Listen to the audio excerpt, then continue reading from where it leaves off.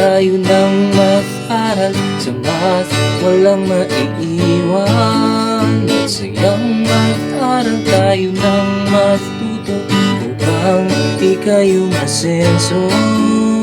Maging matyaga, maging matalino, halina Math-aral na tayo. Maging matyaga, maging matalino, halina Math-aral na tayo. Halina Math-aral na tayo. Halina Math-aral na tayo. Halina, halina, halina, Math-aral na tayo.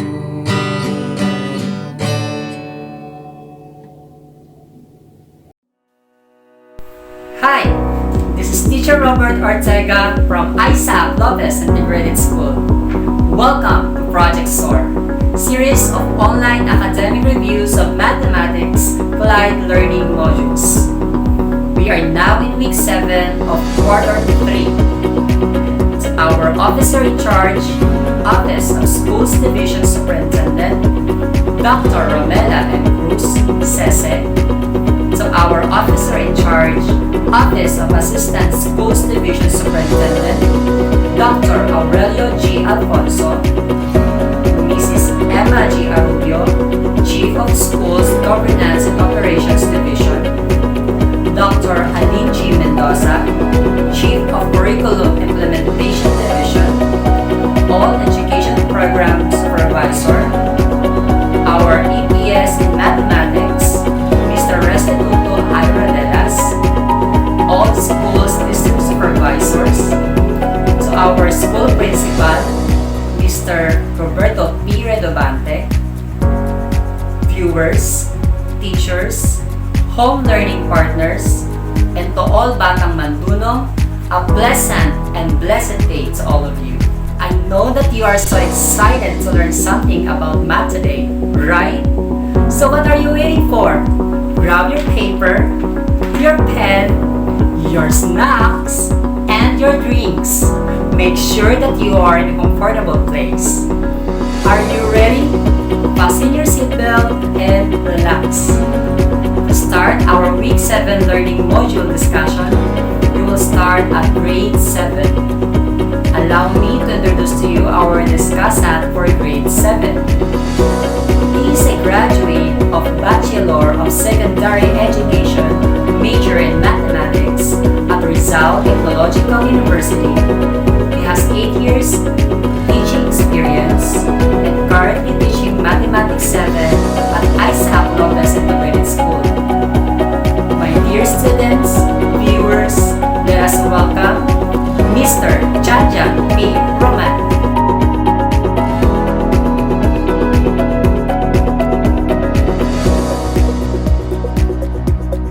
Magandang araw, MANDunong kids, at sa ating mga home learning partners.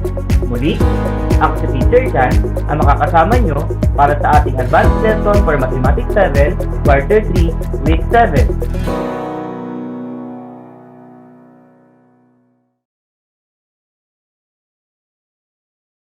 Once again, welcome to our advanced lesson for Week 7, which is all about interior and exterior angles of a convex polygon.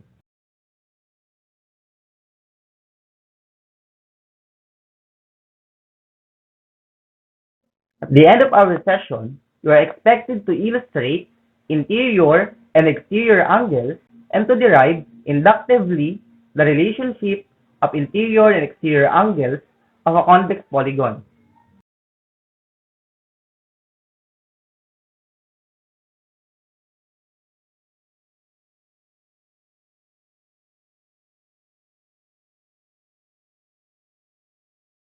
Interior angles are angles found inside any polygon. So in this particular example, let's name this polygon as triangle MNP. So sabi kanina, pag sinabing interior angles, those are angles found inside any polygon. So nasa loob nito yung interior angles. So ano nga ba yung mga interior angles nito? So we have angle M. So ito yung angle M. we have angle N, yung angle N. Then we have angle P. So ito yung angle P. So those angles are called interior angles. Ngayon, paano naman nabuo yung mga angles na yan? So these angles are formed by the intersection of two sides of the polygon. So nag-intersect yung sides ng polygon na to. Kaya nabuo yung mga interior angles. Ngayon, kapag i-add naman natin yung measurement ng tatlong interior angles na yan, let's say angle M plus angle N plus angle P, the sum is always equal to 180 degrees kapag triangle.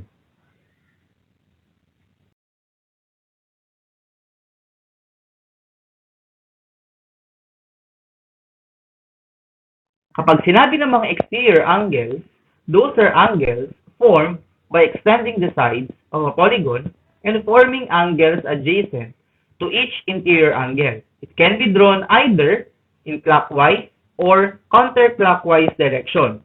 So tulad ng example na to na nasa ibaba. So gaya ng sabi ko kanina, we can draw exterior angles either in clockwise direction or in counterclockwise direction. In clockwise direction, dito lang natin ilalagay yung exterior angles. Ayan.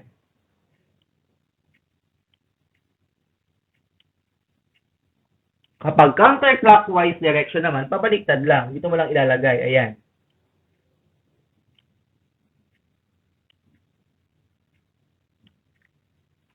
Then, nabuo yung mga exterior angles na yan by extending the sides of the polygon.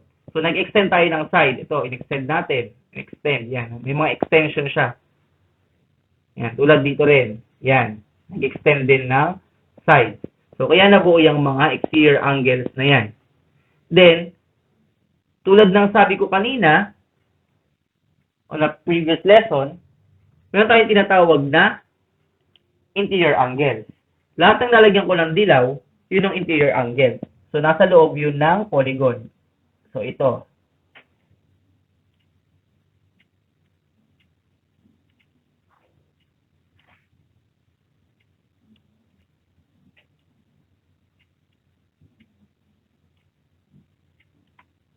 Lahat ng dinrawing natin kaninang exterior angles, ito, yung mga yan, those angles are adjacent on each of the interior angles of this polygon. So, lahat ng dinrawing natin kanina dyan ay adjacent. Pag sinabing adjacent, doon sa interior angles, tulad nito, kaya siya tinawag na adjacent, kasi itong angle na to, saka ito ay sharing common side. So, ano yung side na yun? Ito. Kumbaga, sa madaling sabi, magkadikit. Ganon din dito, tulad nito. Itong angle na to, itong exterior angle na to, is adjacent to this interior angle because they are sharing common side. So, madaling sabi nga, magkadikit. And lastly, the sum of exterior angles is equal to 360 degrees. So, example, kapag in-add natin itong mga exterior angle na to, that will add up to 360 degrees. Ganun din dito. Kapag in-add natin ito, yan, yung mga exterior angles na yan, the sum is equal to 360 degrees.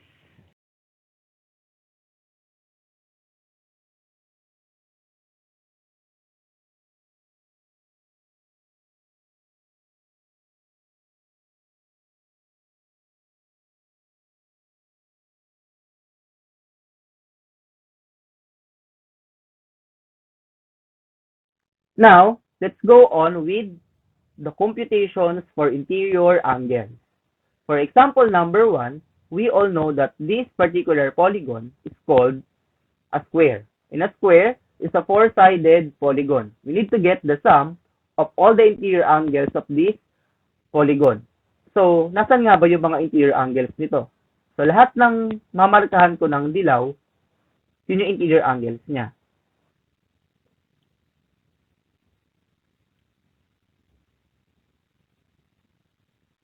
So, meron tayong 4 na interior angles. 1, 2, 3, 4.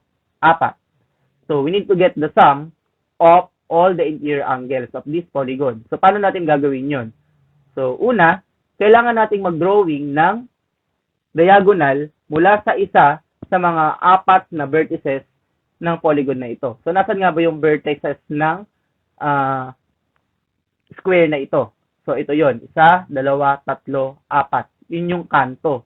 So, mamimili ka lang ng isa na panggagalingan ng diagonal. So, pwede nating i-drawing dito, mula dito. Yan. After we draw a diagonal,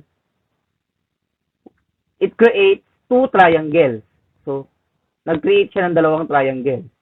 So, like I said before, kanina, na sa isang triangle, kapag inad mo yung mga interior angles ng isang triangle, the sum is equal to 180 degrees. So, since 2 triangles yung nabuo sa square, imumultiply natin yung 180 degrees sa 2. So, the answer is 360 degrees.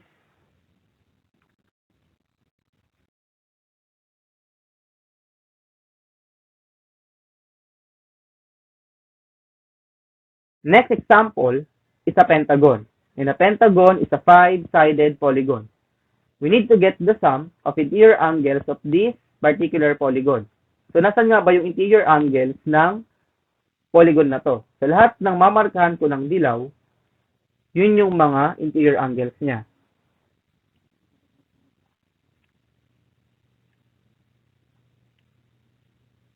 So, meron tayong 5 interior angles for this particular polygon. And also, it consists of 5 vertices. So, 1, 2, 3, 4, 5. So, meron siyang 5 kanto. Mula dun sa 5 vertices niyan, mamimili lang tayo ng isang panggagalingan ng diagonals natin. So, let's say dito. Take note, from this vertex, maaari tayo makapag-drawing ng 2 diagonal. So, drawing na natin.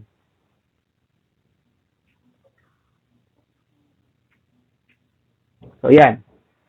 After we draw 2 diagonals, it creates 3 triangles. So, 1, 2, 3.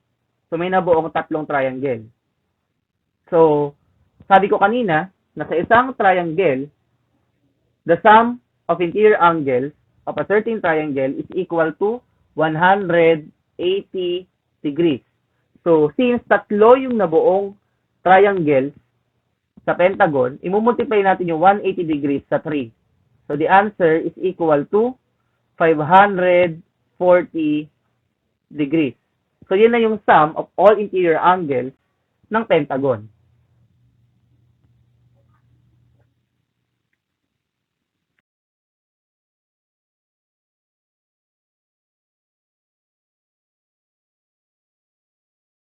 On our third example, we have here a hexagon.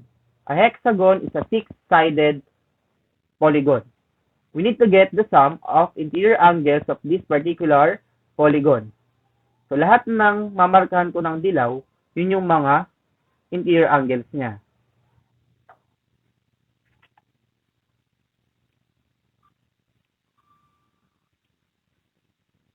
So, meron tayong 6 interior angles. And also, it consists of 6 vertices. So, 1, 2, 3, 4, 5, 6. So, meron siyang 6 na kanto. Tulad ng ginawa natin kanina, mamimili lang tayo ng isang vertex na panggagalingan ng diagonal natin o diagonal. So, take note, magdodrawing tayo ng diagonal. So, let's say, gamitin natin itong vertex na to. So, mula sa vertex na to, maaari tayong makapag-drawing ng 3 diagonal. So, nasan nga ba yon? So, ito. Yung isa, Yung pangalawa, ito yung pangatlo. Then, after we draw 3 diagonals, it creates 4 triangles. So, 1, 2, 3, 4. So, meron tayong 4 na triangles na nabuo. Then, sabi ko kanina ulit, sa isang triangle, ang sum ng interior angles is equal to 180 degrees. Then, i-multiply natin yan sa number ng triangles na nabuo sa isang polygon. So, dito, merong nabuong 4 na triangle. So, 180 degrees times 4 is equal to 720 degrees.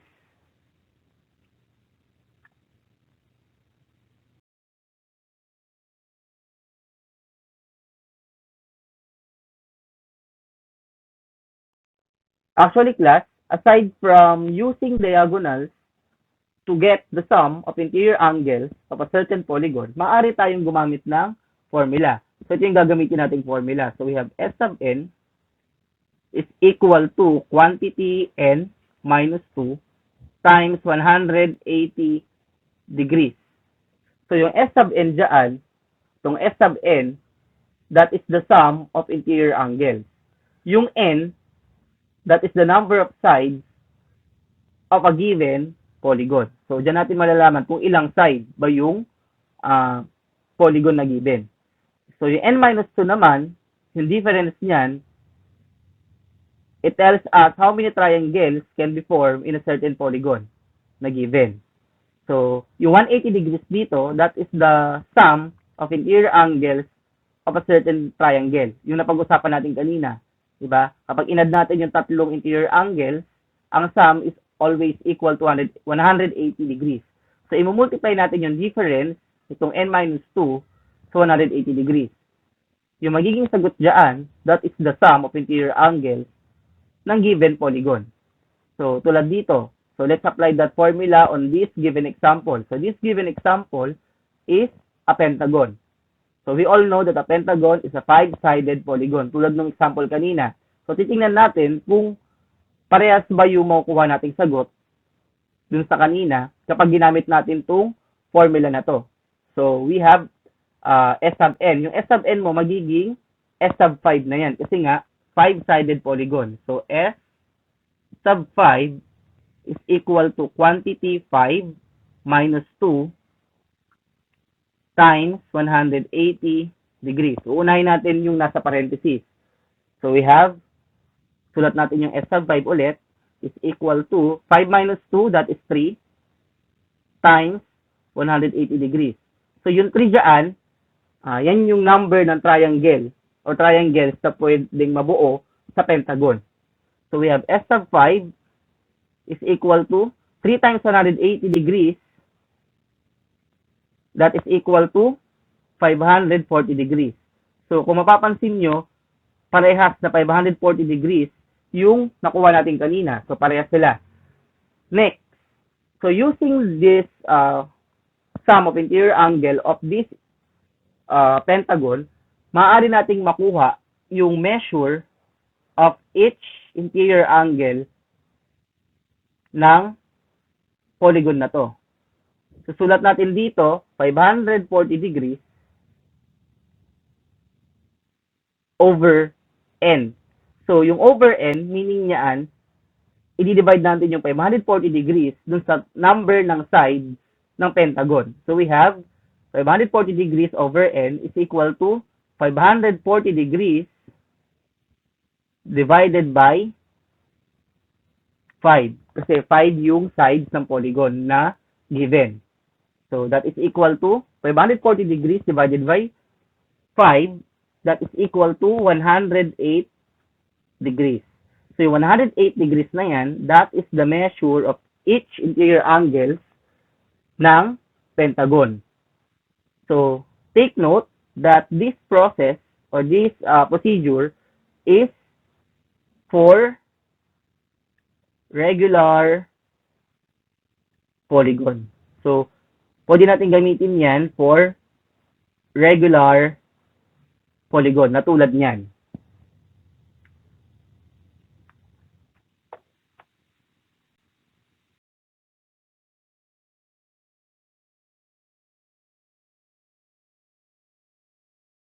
For our last example, for interior angles, is to find the measure of angle S of this particular polygon.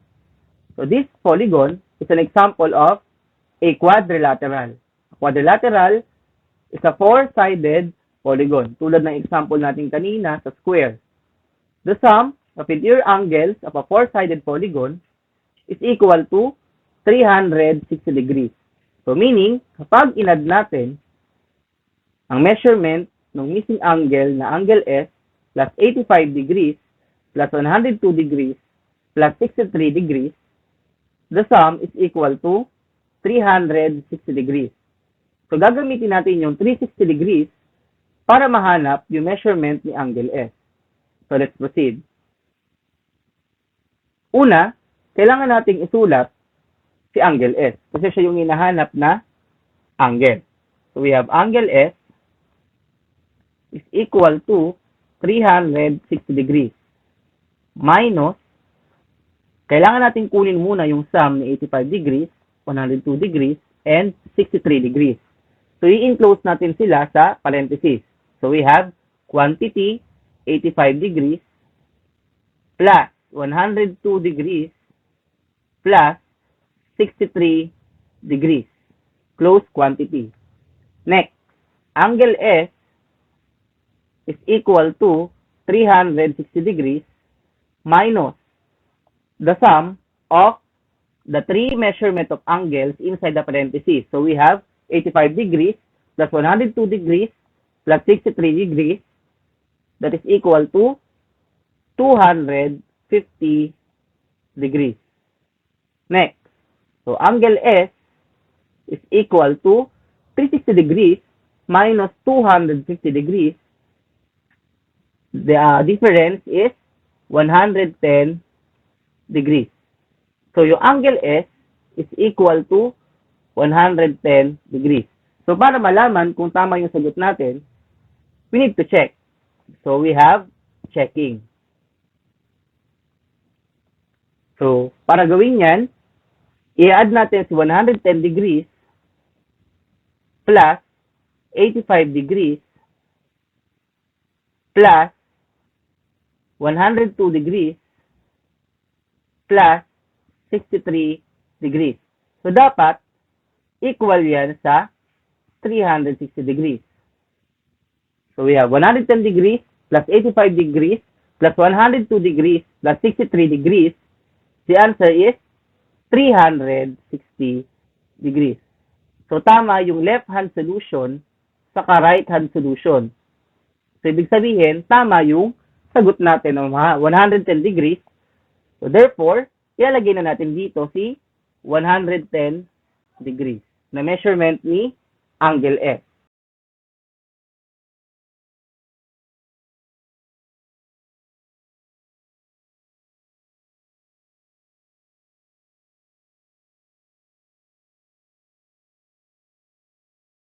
For our next set of examples are the computations for exterior angles. For example number 1, we need to know how to find the measure of exterior angle. Let's say for this particular polygon. So, nasan nga ba yung example ng exterior angle sa polygon na to? Yung mamarkahan ko ng pula, yun yung example ng exterior angle sa polygon na to. So, ayan. So, that is an example of exterior angle. Yung mamarkahan ko naman ng dilaw, yun yung example ng interior angle sa polygon na to. So, ayan. So, that is an example of interior angle. Yung interior angle dito, saka yung exterior angle, they form a linear pair.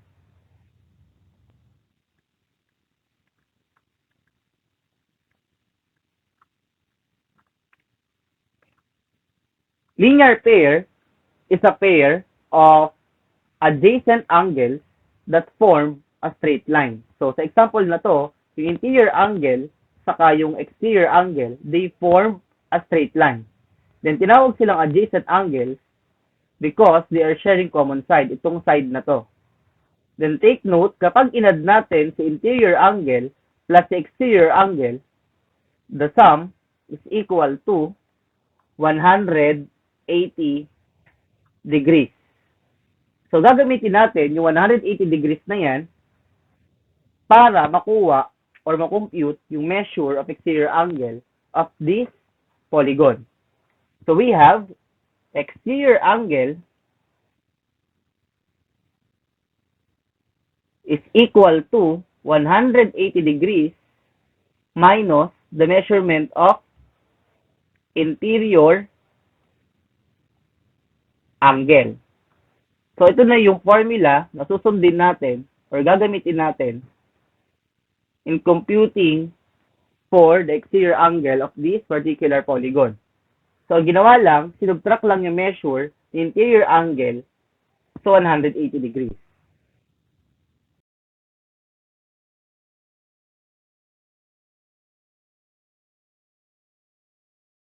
For our second example for exterior angles is to find the measure of each exterior angle of this particular polygon.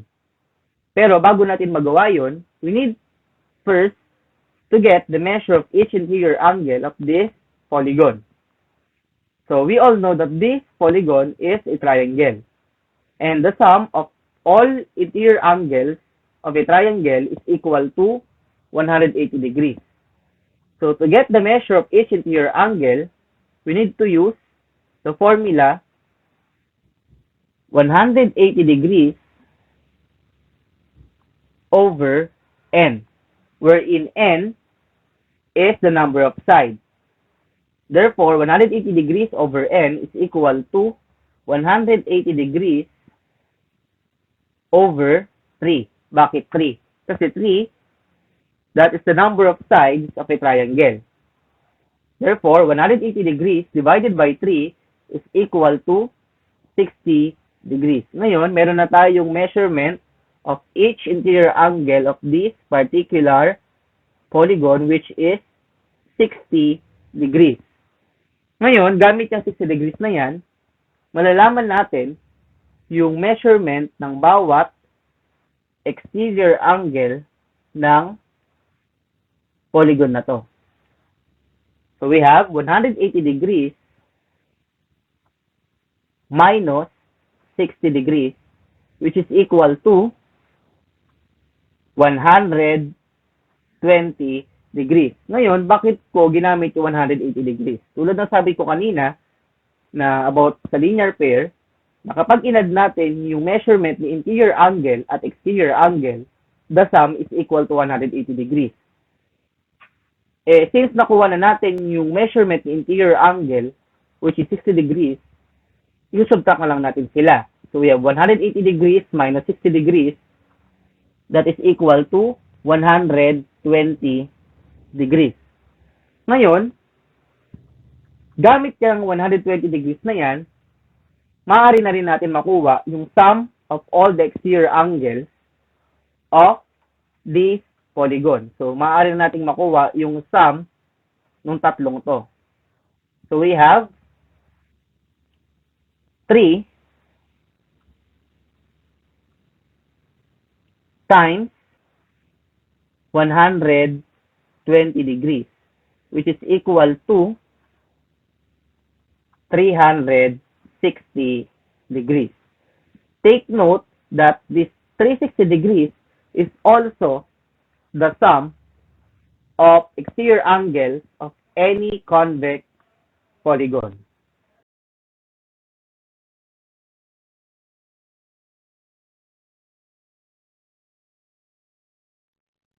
For our third example, for exterior angles, find the measure of each exterior angle of a regular octagon. Octagon is an 8-sided polygon. To find the measure of each exterior angle of a regular octagon, we have 360 degrees over n, wherein 360 degrees is the sum of exterior angle of any convex polygon, and n is the number of sides. Therefore, 360 degrees over n is equal to 360 degrees over 8. Yung 8 dyan, yun yung number ng sides ng octagon. Therefore, 360 degrees divided by 8 is equal to 45 degrees. Therefore, 45 degrees is the measure of each exterior angle of a regular octagon.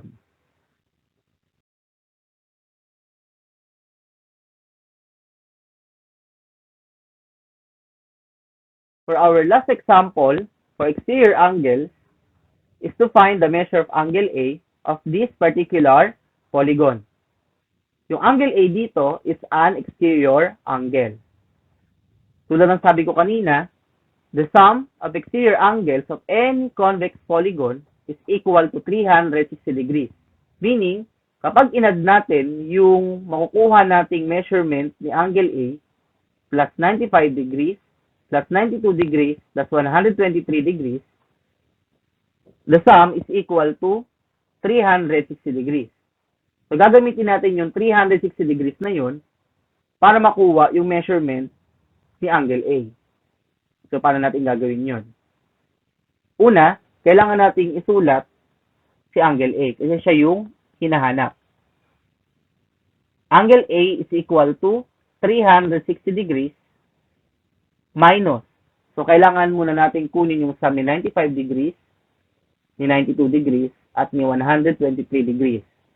So, kailangan natin silang enclose muna sa parentheses. So, we have quantity 95 degrees plus 92 degrees plus 123 degrees close quantity.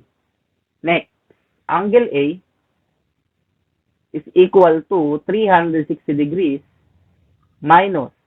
So, we need first to get the sum of all the measurements na nasa loob ng parentheses. So, 95 degrees plus 92 degrees plus 123 degrees, that is equal to 310 degrees. Next, angle A is equal to 360 degrees minus 310 degrees.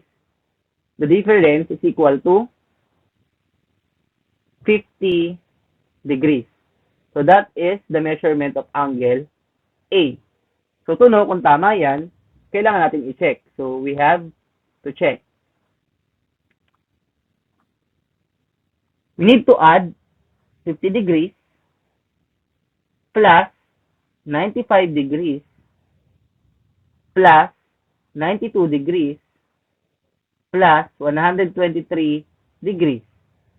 Dapat equal yan sa 360 degrees. Now, 50 degrees plus 95 degrees plus 92 degrees plus 123 degrees, the answer is 360 degrees. So, kung mapapansin nyo, parehas yung left-hand solution saka right-hand solution. So, therefore, tama yung sagot natin. So, ang measurement ni angle A is equal to 50 degrees. So, that's all for today. I hope you learned something from our lesson. Thank you and God bless MANDunong kids and our home learning partners. Keep safe, everyone. Thank you, Sir Roman, for sharing your ideas and knowledge. And now, before we continue our discussion, let us hear first a message from our beloved, hardworking, and a man with a compassionate heart, none other than the principal of ISAP Lopez Integrated School, Mr. Roberto P. Redobante. Thank you so much, Sir Robert Ortega, our MC this morning, to our Schools Division Superintendent, Dr. Pamela M. Cruz, our Assistant Schools Division Superintendent, Dr. Aurelio G. Alfonso, Chief of the School Governance and Operation Division, Mrs. Emma G. Arubio, Chief of the Curriculum Implementation Division, Dr. Aline G. Mendoza, the proponent of Project SOAR, series of online academic review and mathematics, my friend, a man of so many ideas, our Education Program Supervisor in Mathematics, Mr. Restituto I. Rodelas, to all the Batang MANDunong, and to all the learners and subscribers of this channel, a pleasant Saturday morning to all. This is the second turn of Isaac Lopez Integrated School to provide quality video lessons from our diligent and highly competent mathematics teachers, headed by our subject coordinator and one of our reviewers this Saturday, Mrs. Telma Fabillon. And as their school head, I would like to express my utmost support and commendation to these men and women who, against all odds and challenges, were able to craft the best learning materials which we can offer to the SDO Mandaluyong and to all Batang MANDunong. Mr. Janjan Piroman, grade 7 mathematics teacher. Mrs. Mary Grace V. Manzo, grade 8 teacher. Miss Juno Omega P. Camacho, grade 9 teacher. Miss Eva Y. Almaraz, grade 10 teacher. And Miss Gloria R. Rosero, senior high school teacher. Salute to all of you, my dear Ilisians, and thank you for making ILIS greater with your commitment and hard work. God bless and have a nice day, everyone. Thank you so much.